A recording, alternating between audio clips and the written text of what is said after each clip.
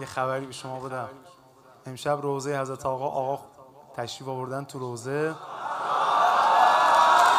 بعد گوش بده الهی سایه‌شون از سر ما کم نشه.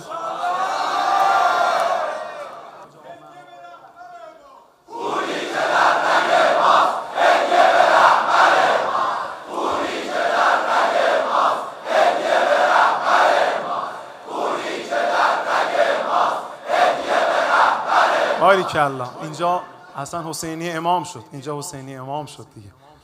حضرت آقا به استاد عزیز حاج آقا محمود گفتن که اون ای ایران رو یه بار دیگه میخونی. من به عشق این که آقا اینو پسندیده و شما هم دوست دارید امشب هممون یه بار اینو با هم بخونیم. در روح و جان من میمانی ای وطن، در روح و جان من